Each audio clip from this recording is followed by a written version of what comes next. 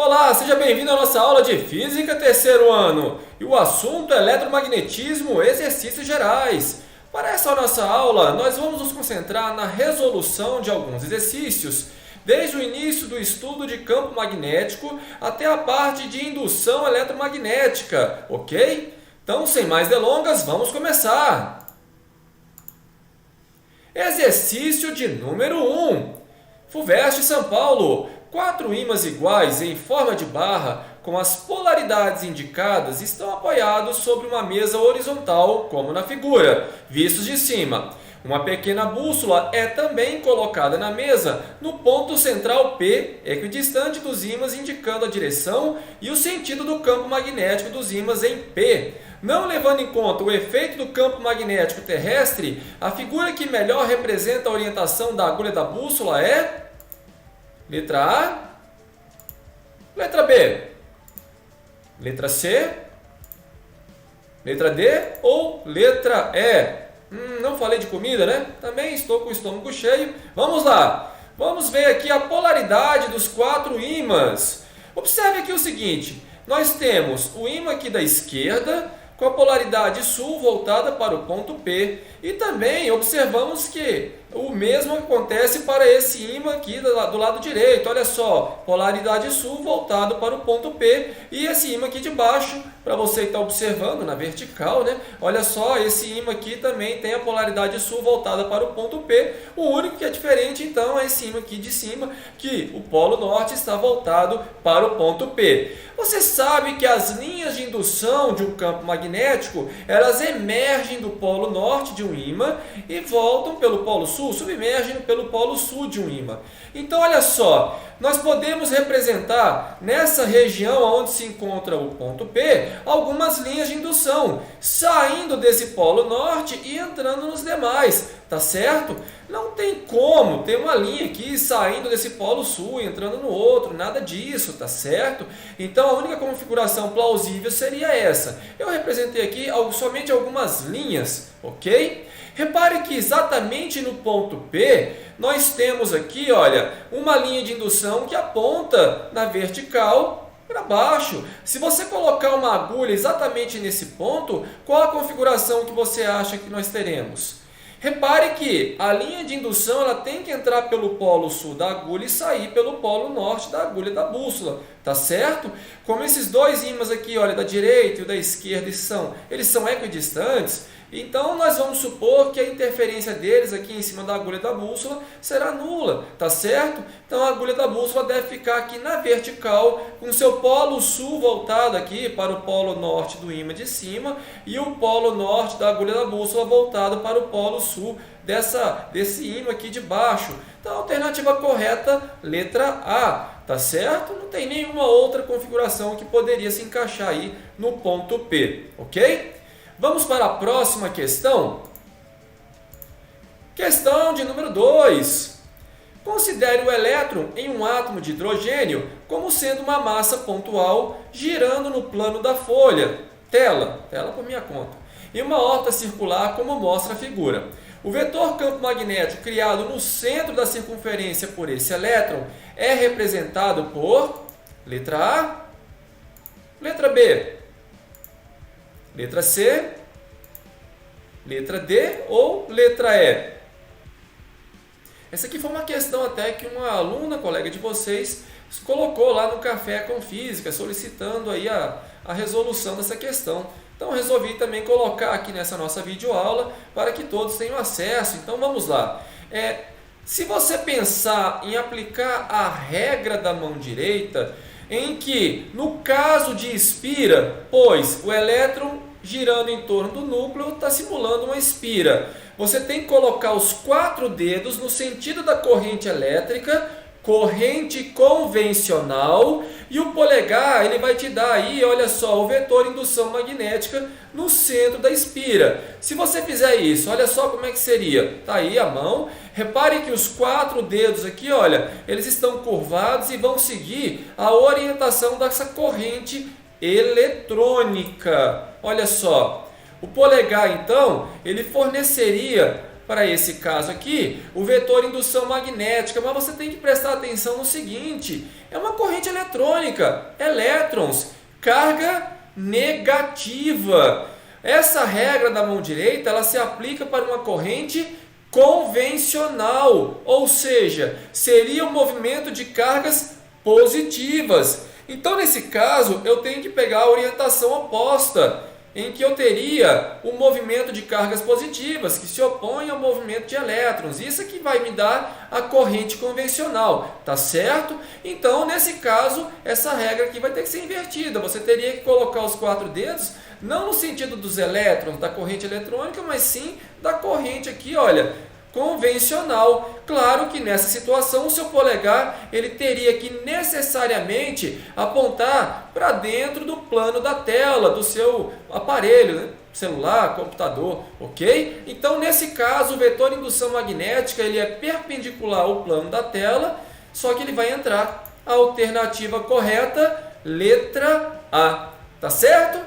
Então, tranquilo, essa questão bem sossegada, bem tranquila, mas você tem que ficar esperto para a corrente que você vai seguir. Nesse caso, corrente convencional, sempre, tá? Para se tomar aí a regra da mão direita. Vamos para a próxima questão? Questão de número 3, vamos lá. Unicamp, São Paulo. Um condutor homogêneo de resistência 8 ohms tem a forma de uma circunferência. Uma corrente de intensidade igual a 4 amperes chega por um fio retilíneo ao ponto A e sai pelo ponto B por outro fio retilíneo perpendicular. Preste atenção para essa palavra aí. Conforme a figura, as resistências dos fios retilíneos podem ser consideradas desprezíveis. Letra A. Calcule a intensidade das correntes nos 2 arcos de circunferência compreendidos entre A e B. Letra B. Calcule o valor da intensidade do campo magnético B no centro O da circunferência. Então tá aí a figura. Ele pede para você desprezar a resistência desses 2 fios retilíneos. Esse que chega em A e esse aqui que parte do ponto B. Ok? Então vamos lá. Letra A. Resolução. Bom, primeiro, para achar a corrente, se faz necessário pensar em termos de resistência, tá certo? Ele forneceu a resistência total da circunferência, tá? De acordo com o texto, 8 ohms. Repare que a resistência, ela depende da resistividade, do comprimento do condutor e da área da seção transversal. Nesse caso aqui, ele está tomando todo o comprimento do condutor, tá certo? 2πr, embora ele não tenha fornecido o raio, mas é o comprimento da circunferência, ok? Bom, repare o seguinte, olha só esse trecho aqui que eu destaquei em azul. Ele tem 1/4 de circunferência. Por que 1/4? Porque ele falou lá no texto que esses condutores, eles são perpendiculares. Não falei para você gravar isso? Se eles são perpendiculares, aqui eu tenho um ângulo de 90 graus. Se eu tenho um ângulo de 90 graus, eu tenho aqui, olha, em azul, 1/4 da circunferência, L sobre 4. Como a resistência é diretamente proporcional ao comprimento do condutor, se eu tenho 1/4 do condutor, eu terei 1/4 da resistência total. Portanto, a resistência aqui em destaque, em azul, vale 2 ohms. E do outro lado, o arco maior, né? Olha só, vamos colocar aqui ele em destaque, tá certo? Em vermelho, 3/4 de circunferência. Se eu tenho 3/4 de circunferência, eu vou ter então 3/4 da resistência para ele, 6 ohms, tá certo? Então esse trecho menor, o arco menor, tem uma resistência de 2 ohms e o arco maior tem uma resistência de 6 ohms. Tá certo, mas e daí? E daí que você deve lembrar lá da associação de resistores, que aqui nós temos uma associação em paralelo, porque essa corrente de 4 amperes, quando ela chega no ponto A, ela se divide em 2 pedaços, olha, em 2 partes. Uma parte vai passar no resistor aqui em azul e a outra parte no resistor em vermelho, tá certo? Já chamando de resistor, ok? Então é uma associação em paralelo. Vamos lembrar das características da associação em paralelo? Eles compartilham A mesma DDP. Então, a DDP aqui, para essa parte em azul, tem que ser igual a DDP nessa parte em vermelho. Aqui em azul eu vou chamar de DDP 1 e em vermelho eu vou chamar de DDP 2. Associação em paralelo, tá certo? E a corrente se divide, a outra característica, né? Que eu acabei aqui de demonstrar. Bem, a DDP no primeiro, então, é igual a DDP no segundo. Bom, eu vou tratar esses dois condutores, esses dois resistores, como resistores ômicos. Então, vou aplicar a lei de Ohm para cada um, tá certo? Como é que vai ficar, então? Eu tenho R1 vezes I1 igual a R2 vezes I2. E tenho também a lei dos nós, em que a corrente que chega tem que ser igual à corrente que sai. Então, vamos escrever aqui um sisteminha. Olha só, R1 vezes I1 é igual a R2 vezes I2, tá certo? E a corrente I1 mais a corrente I2, ou seja, a corrente que passa aqui no trecho em azul e a corrente que passa no trecho em vermelho, somadas tem que dar a corrente total de 4 amperes. Tá aí o sisteminha para a gente resolver. Vamos substituir o R1 e também o R2. Olha só, tá aí então, 2 e 1 é igual a 6 e 2. Olha só, você pode simplificar o 2 com 6. Então, eu tenho I1 igual a 3 e 2, tá certo? Substitui aqui na equação de baixo, olha, onde você tem I1, você escreve 3 e 2 e vamos completar a soma. Então, olha, 3 e 2 mais I2, eu vou ter 4 e 2, portanto, a corrente I2 tem intensidade de 1 ampere, tá certo? Esse trecho maior aqui, na verdade, ele vai ter uma corrente menor, olha só. E agora, o trecho menor tem a corrente maior, tá certo? Era de se esperar, tem uma proporção aqui, olha. I1, 3 e 2, tá certo? Bom, então nós já temos a corrente em cada trecho, a resposta é a letra A. Agora, ele quer o valor do campo magnético do módulo de B exatamente no centro dessa espira. Vamos lá? Então, a resolução da letra B. Vamos lembrar que para uma espira completa, o módulo de B no seu centro vai ser dado por μ0 sobre 2, que multiplica I sobre o raio da espira, tá certo? Ah, mas ele não deu o raio. Tudo bem, vamos lá, vamos continuar o nosso raciocínio aqui. Essa fórmula aqui vale para o resultado do módulo do vetor indução magnética quando você tem uma espira completa sendo percorrido por uma corrente elétrica. Eu estou enfatizando isso, não é? Completa. Por quê? Vamos lá. Olha só, vamos tomar esse 1/4 de comprimento, ok? Olha só, e eu tenho aqui esse outro lado aqui com 3/4 de comprimento. Eu já sei que aqui nesse lado azul, em destaque azul, eu tenho uma corrente de 3 amperes.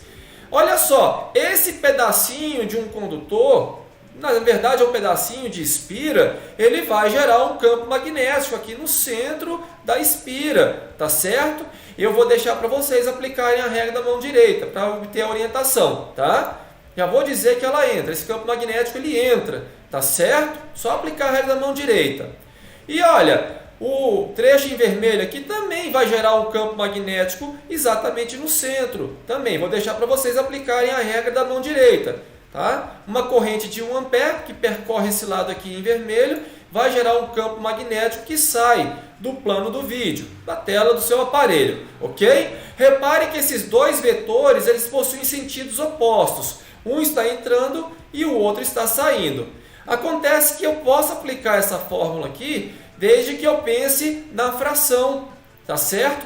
1/4 para o azul e 3/4 para o vermelho. Vamos lá? Olha o B1. O módulo de B1, já que eu não tenho uma espira completa, eu só tenho 1/4 de espira, então eu vou usar simplesmente a fração de 1/4. 1/4 vezes μ0 sobre 2, que multiplica I1 sobre o raio da espira. Tá certo? O I1 eu tenho, olha, vale 3 amperes. Se você substituir aqui, você vai encontrar 3/4 vezes μ0 sobre 2 vezes o raio da espira. Tá? Ainda não deu o raio. Vamos continuar o nosso raciocínio. Vamos calcular o B2? O B2, olha só, como não é uma espira completa, vou pegar a fração também, 3/4. Então tá aqui, olha, por isso que eu tenho 3/4, que multiplica μ0 sobre 2 vezes I2 sobre o raio da espira. e 2 tem valor de 1 ampere, não é isso? Substituindo aqui, olha só, 3 quartos que multiplica μ0 sobre 2R. R repetindo é o raio da espira. Bom, eu quero B resultante aqui, olha, então eu tenho que fazer essa soma vetorial, tá? Então, B resultante vai ser o vetor B1 mais o vetor B2. É uma soma vetorial. Acontece que esses dois vetores, eles estão na mesma direção. Ou seja, os dois vetores são perpendiculares ao plano da sua tela, aí, do seu aparelho. Ok? Só que um está entrando e o outro está saindo. Sentidos opostos. Então, no final das contas, você vai subtrair os módulos para encontrar o módulo do vetor resultante. Mas eles não são idênticos? 3 quartos de μ0 sobre 2R, por isso que o campo dá 0. Então não tem um campo magnético resultante aqui, olha, nesse ponto O, tá certo? Agora, observe o seguinte, e se eu tivesse um condutor único? Ele vai descer, vai chegar aqui no ponto O e vai fazer uma curva e vai passar pelo ponto B e segue o caminho.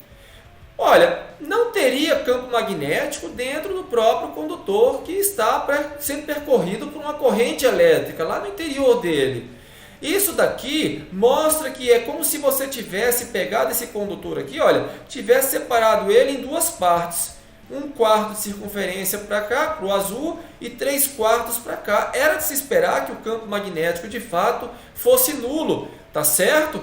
Então, se você pensar aqui, olha, se fosse um condutor só, não teria campo. O campo tem externo ao condutor, tá certo? No seu interior, bem exatamente no centro, você não vai falar em campo magnético, tá certo? Vamos prosseguir, vamos para a próxima questão. Bem interessante essa questão da Unicamp, hein? Vamos lá? Exercício de número 4. Dispõe-se de dois condutores infinitos, retilíneos e paralelos, percorridos pelas correntes I1 e I2 de intensidades iguais a 10 amperes, e de sentidos contrários. Um próton, carga 1,6 vezes 10 elevado a menos 19 coulombs, é disparado do ponto A com uma velocidade V0 igual a 1 vezes 10 elevado a sexta metros por segundo, segundo uma direção paralela aos condutores e sobre o plano que os contém. A intensidade da força a que esse próton fica sujeito no instante do disparo é: letra A, 0. Letra B, 3,2 vezes 10 a menos 17 newtons. Letra C, 6,4 vezes 10 a menos 17 newtons. Letra D, 1,6 vezes 10 a menos 17 newtons. Letra E, 4,8 vezes 10 a menos 17 newtons. E ele forneceu aí a permeabilidade magnética do meio, caso do vácuo 4π vezes 10 a menos 7 tesla metro por ampere. Tá certo? Tá aí a figura que mostra o que foi colocado no enunciado. Repare que eu tenho dois condutores paralelos, separados de uma distância de 2 centímetros, sendo que o próton se encontra exatamente no meio da distância. Ele foi disparado com a velocidade V0 ao longo aqui, olha, dos condutores, a favor da corrente I1. Pronto, para você que observa na vertical para cima, ok? Bom, você vai observar o seguinte, essas duas correntes elas possuem a mesma intensidade. E também o ponto A, ele está a meia distância, não é isso? Ou seja, a mesma distância que ele se encontra da corrente I1, ele se encontra da corrente I2, 1 centímetro. Então você já sabe que o campo magnético gerado por cada corrente aqui vai ter o mesmo valor, tá? A questão é, será que eles se somam? Será que eles se subtraem, se anulam? Vamos ver? Para você obter o campo magnético, a orientação do campo magnético gerado por uma corrente elétrica que percorre um condutor retilíneo, o que você faz? Regra da mão direita, muito bem. O polegar no sentido da corrente e os 4 dedos você vai abraçar a corrente, não é isso? Envolver a corrente. Vamos lá, vamos aplicar aqui a regra da mão direita para a corrente I1. Então tá aí, vamos lá resolver, tá aí o dedinho, o polegar no sentido da corrente I1 e os 4 dedos, olha só, eles estão abraçando a corrente. E repare que em qualquer ponto do lado direito da corrente I1, qualquer ponto, ao lado direito da corrente I1, o vetor indução magnética ele vai entrar no plano do vídeo. Olha só os seus dedos entrando, tá certo? Querendo furar o plano do vídeo. Então já tem aqui, olha, a orientação do vetor indução magnética gerado pela corrente I1, tá certo?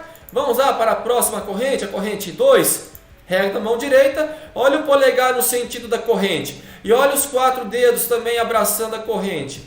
Repare que em qualquer ponto do lado esquerdo da corrente I2, o vetor indução magnética ele está entrando no plano do vídeo do seu aparelho. Olha os 4 dedos aqui curvados, tentando furar aqui a tela. Então tá aí, olha, B2 também está entrando no plano do vídeo. Os dois campos eles estão se somando, tá? Entrando no campo do plano do vídeo. Tá certo? Vamos calcular o módulo deles? Bom, B1 vai ser igual a B2, a distância é a mesma e as duas correntes elas possuem a mesma intensidade. μ0 sobre 2π, tá lembrado que para o condutor retilíneo aparece aqui o 2π, não é isso? Vezes a corrente que vale 10 amperes dividido pela distância do ponto A até a corrente. No caso, 1 centímetro, 10 a menos 2 metros, não é isso? Bom, 4π vezes 10 a menos 7, você vai dividir por 2π, tá certo? Aí você vai ter 2 que multiplica 10 a menos 7 vezes 10 dividido por 10 a menos 2. Resultado, 2 vezes 10 a menos 4 Tesla, ok? Mas o campo magnético resultante, o vetor indução magnética resultante é a soma desses dois. No final das contas, vai multiplicar por 2, né? São idênticos, então 4 vezes 10 a menos 4 Tesla é o módulo do vetor indução magnética resultante no ponto A. Agora, a força magnética, olha só, força magnética vai ser igual ao módulo da carga vezes velocidade instantânea vezes o módulo do vetor indução, no caso vai ser esse o resultante, não é isso? Vezes o seno do ângulo θ. O θ é o ângulo entre a velocidade e o vetor indução magnética. A velocidade é paralela ao plano. E o vetor indução magnética resultante está furando o plano, entrando no plano da tela, então eles são perpendiculares. Seno de 0, ou melhor, seno de 90, perdão, não é isso? Seno de 90 a unidade, ok? Eu tenho o módulo da carga, foi dado lá em cima, 1,6 vezes 10 a menos 19. Eu tenho a velocidade instantânea do próton, 1 vezes 10 a sexta. E tenho o vetor indução magnética resultante, vamos substituir? Então, terei como resultado para a força magnética 6,4 vezes 10 a menos 17 newtons. Ok? A alternativa correta, letra C. Aí eu te pergunto, qual a orientação do vetor força magnética? Hein? Regra da mão direita.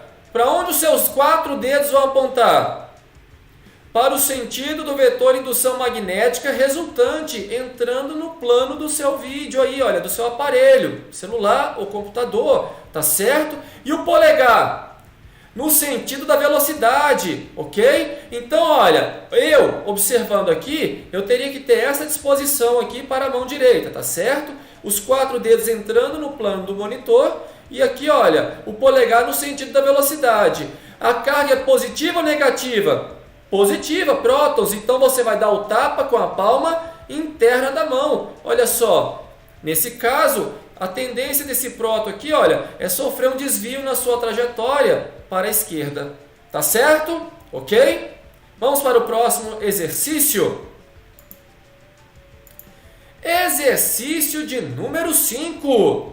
Um condutor retilíneo AB é alimentado por uma bateria de força eletromotriz E, conforme mostra a figura. Colocando-se esse condutor entre os polos norte e sul de um ímã e fechando-se a chave C, o condutor AB será atraído pelo polo norte.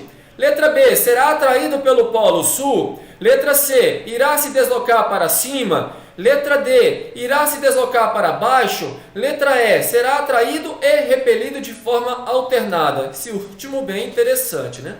Bom, não é que eu tenho um polo norte isolado aqui, tá? Até tem um polo sul aqui, só que não foi representado e o mesmo vale para o outro ímã, tá? Trata-se de 2 ímãs em forma de barra, só que ele representou só o polo norte de um e só o polo sul do outro ímã, ok? Aqui nós temos uma chave e aqui nós temos um gerador de força eletromotriz E. Quando você fechar a chave, qual o sentido da corrente no fio? Você já sabe que ela sai do polo positivo do gerador, percorre o circuito e retorna ao polo negativo do gerador depois de percorrer o circuito. Claro, com a chave fechada, tá certo? Então, olha só, esse é o sentido da corrente, olha, corrente convencional sempre, tá? Esse é o sentido da corrente elétrica que passa nesse condutor AB. Vai de B para A, tá certo? Bom, acontece que aqui nós temos um campo magnético. Olha só o vetor indução magnética. Aponta do polo norte para o polo sul.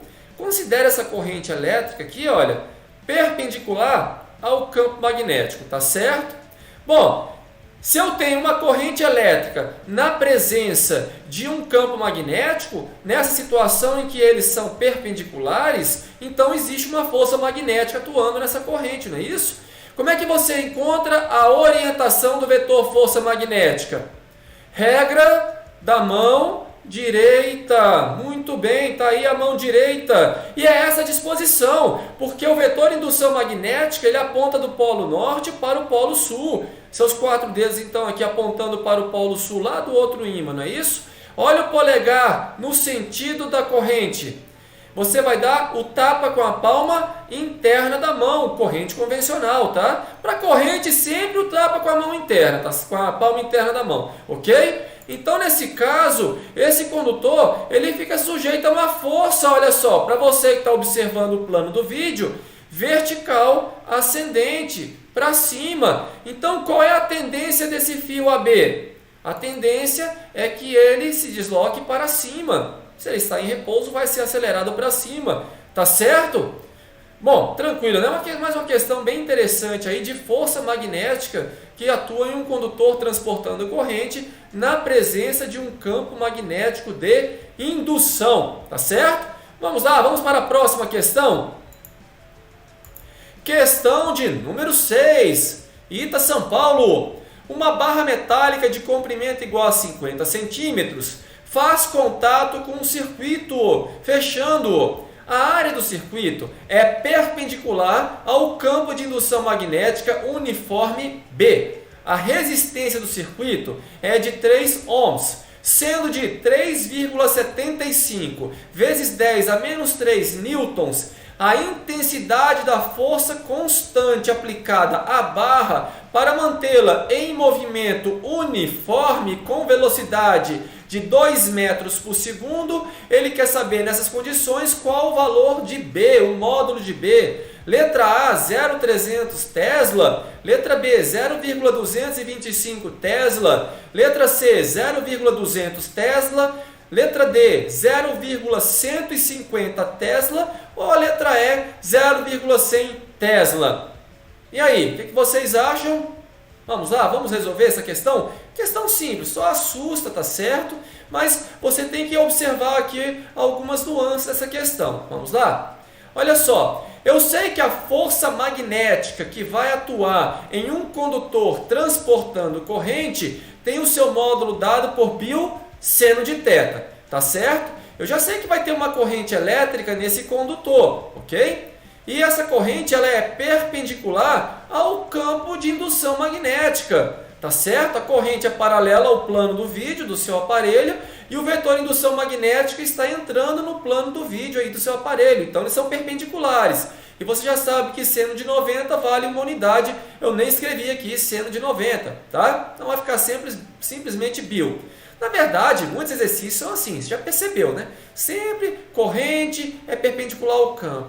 Uma outra situação é que é um pouquinho diferente disso, mas também não se mostra nenhum complicador, tá? Observe que no enunciado ele não deu a intensidade de corrente, ele até forneceu a força, 3,75 vezes 10 a menos 3 newtons. E ele tem aí, olha, ele te forneceu, na verdade, o comprimento do condutor, 50 centímetros. Só tomar o cuidado para transformar para metros quando você for utilizar. Mas eu não tenho a intensidade de corrente e nem tenho o módulo de B. Aliás, o módulo de B foi exatamente isso que ele pediu, tá certo?